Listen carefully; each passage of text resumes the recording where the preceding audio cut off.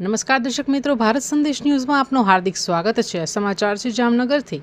જામનગર મહાનગરપાલિકાના પ્રથમ જનરલ બોર્ડના નવા ભવનમાં મળતા પત્રકારોને યોગ્ય કવરેજ કરવાની પૂરતી વ્યવસ્થા પણ આપવામાં આવી નહોતી અને સભા કાર્યવાહી દરમિયાન જુદા રાખવાની પ્રવૃત્તિને લઈને પત્રકારો નારાજ થતા સામાન્ય સભા શરૂ થતાં પહેલાં જ વાતાવરણ ગંભીર બની જવા પામ્યું હતું।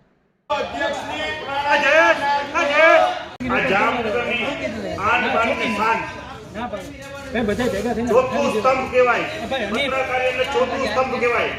આપણે કોઈ ચોરી કરવા ભેગા થયા છે, કઈ ડાકુ કરવા ભેગા થયા છે, આપણે કઈ ખોટું કરવું છે? અધ્યક્ષની લોકસભા હોય કે વિધાનસભા હોય, આખા દેશને આખા ગુજરાતને લાઈવ દેખાડે છે। અમે તમારા પાસે એ અપેક્ષા નથી રાખતા કે તમે લાઈવ દેખાડો।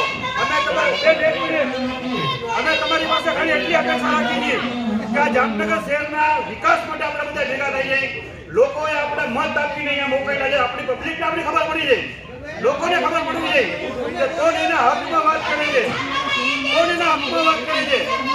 મેશ્રી જો પત્રકાર આ ગૃહમાંથી બહાર જશે તો વિપક્ષ તરીકે અમે પણ આ ગૃહમાંથી બહાર જશે, અમે પણ બહાર જશે। મેશ્રી તમારો જવાબ દો, તમારા કાર્યક્રમમાં નિર્ણય ના લ્યો, તમે આને જવાબ દઈ દો। તમે આનો જવાબ દો। આ બોર્ડનો અમે બહિષ્કાર કરી દી। જામનગર શહેરની પ્રજાના તમે કોકના કહેવાથી નોકરી કરો છો। હું તમને કહું 2000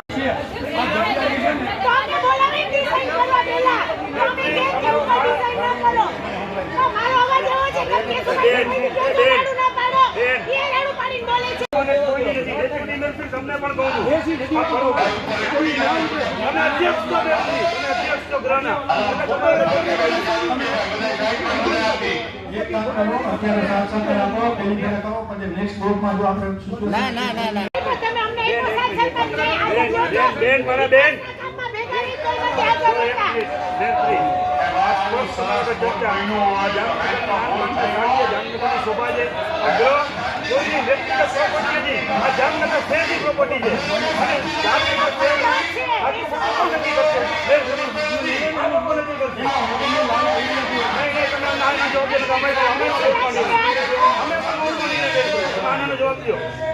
પછી એને એનો પાછો નિર્ણય થયો, એને કીધું કે ખાલી બીજી તમે નીકળી જાઓ, પણ એમ નહીં। પણ હું શું કહું છું, હવે